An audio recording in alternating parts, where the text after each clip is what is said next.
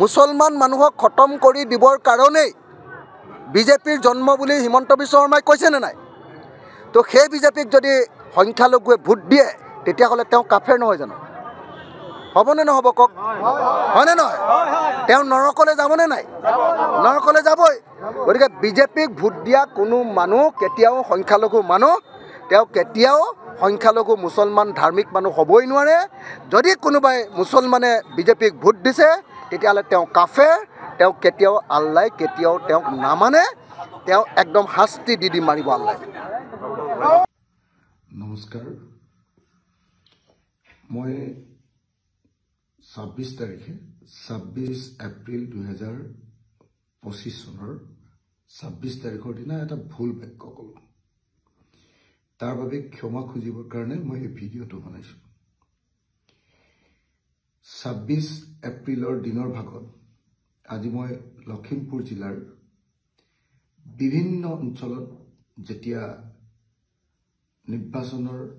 পঞ্চায়ত নিৰ্বাচনৰ কেম্পেইন কৰি ঘূৰি ফুৰিছিলোঁ, তেতিয়া মই এটা বাক্য ক'লোঁ, যিটো বাক্যই এতিয়া মোক বৰ অস্বস্তিত পেলাইছে। সেইকাৰণে সেই বাক্যটো উঠাই ল'বৰ কাৰণে আৰু মোৰ ভুলটো স্বীকাৰ কৰিবৰ কাৰণে মই এই ভিডিঅ'টো বনালোঁ। এতিয়া ৰাতি 1:20 হৈছে, 1:20 গৈছে। 26 তাৰিখ ৰাতি বুলিও ক'ব পাৰে বা 27 তাৰিখ পুৱা বুলি আপুনি ক'ব পাৰে। মই এইমাত্ৰ নিৰ্বাচনৰ কাম কাজ সামৰি লখিমপুৰত প্ৰচাৰ কাৰ্য সামৰি থকা ঠাই আহি পাইছোঁহি। এই মুহূৰ্তত মই ক'ব খুজিছোঁ যে আজি দিনৰ ভাগত মই কৈছিলোঁ যে বিজেপিক ভোট দিয়া মুছলমানসকল কাফেৰ। যিসকল মুছলমানে বিজেপিক ভোট দিয়ে সেইসকল নৰকত যাব। মই এনেকুৱা ধৰণৰ বাক্য এটা কৈছিলোঁ। এই বাক্যটো মোৰ ভুল আছিলে। এতিয়া মোৰ সকলো বন্ধুমহল আৰু মোৰ দলীয় সতীৰ্থসকলে মোক এনে এটা বাক্য কোৱাৰ কাৰণে সমালোচনা কৰিছে। কৈছে যে মোৰ নিচিনা এজন যুক্তিবাদী আৰু প্ৰগতিশীল মানুহে এনেকুৱা এটা তৰল, এনেকুৱা এটা ধৰ্মীয় চেণ্টিমেণ্ট থকা, এনেকুৱা ধৰণৰ বক্তব্য কেতিয়াও প্ৰকাশ কৰা উচিত নাছিল। এয়া অযুক্তিকৰ বক্তব্য আৰু এইটো ধাৰ্মিক মানুহে কোৱা,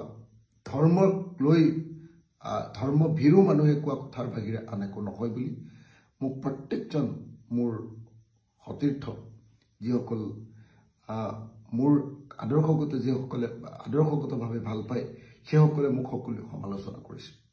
সেইকাৰণে এই মুহূৰ্তত মই সমগ্ৰ অসমবাসী ৰাইজৰ ওচৰত ক্ষমা বিচাৰিছোঁ যে মই এটা ভুল বাক্য কৈছিলোঁ, যিটো ভুল বাক্য মোৰ মুখেদি ওলোৱাটো উচিত নাছিলে।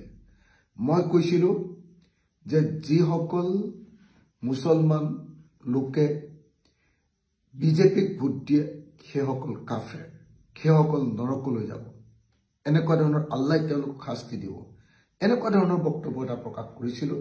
মই একজেক্ট বাক্যটো ক'ব নোৱাৰিব পাৰোঁ, কিন্তু এনেকুৱা ধৰণৰ বাক্য এটা প্ৰকাশ কৰিছিলোঁ। আচলতে গোটেই দিন ৰাত যোৱা কিছুদিন ধৰি একেৰাহে প্ৰচাৰ চলাই থকাৰ কাৰণে মই যথেষ্ট এনেকুৱা ধৰণৰ প্ৰত্যেক দিনাই 20খন-25খন মিটিঙত এনেকৈ ভাষণ দি থকাৰ কাৰণে আকস্মিকভাৱে চিন্তা নকৰাকৈ এনেকুৱা ভুল বাক্য এটা কৈ পেলালোঁ। সেইকাৰণে সকলো ৰাইজে মোক ক্ষমা কৰিব। আৰু মোৰ সতীৰ্থ যিসকল বন্ধু, দলৰ যিসকল সতীৰ্থ, যিসকলে এই বাক্যটো কোৱাৰ কাৰণে মোক বেয়া পাইছে, মই অযুক্তিকৰ কথা কৈছোঁ বুলি কৈছে, মই ধৰ্মীয় চিন্তাৰ কথা কৈছোঁ বুলি কৈছে, মই প্ৰগতিশীল চিন্তাৰ পৰা আঁতৰি গৈছোঁ বুলি যিসকলে কৈছে, মই তেখেতসকলৰ ওচৰতো ক'ব খুজিছোঁ যে মই নিস্বাৰ্থভাৱে ক্ষমা প্ৰাৰ্থনা বিচাৰিছোঁ। মোৰ ভুল হৈছে, মই এনেকুৱা বাক্য কোৱা উচিত নাছিলে। মই ভৱিষ্যতে এনেকুৱা বাক্য নকওঁ। গতিকে সকলো পক্ষকে, সকলো ৰাইজকে মোৰ এনেকুৱা ভুল বাক্যৰ কাৰণে ক্ষমা বিচাৰিছোঁ আৰু মোক ক্ষমা কৰি দিবৰ কাৰণে আপোনালোকক আহ্বান জনাইছোঁ। ধন্যবাদ। জয় অসম।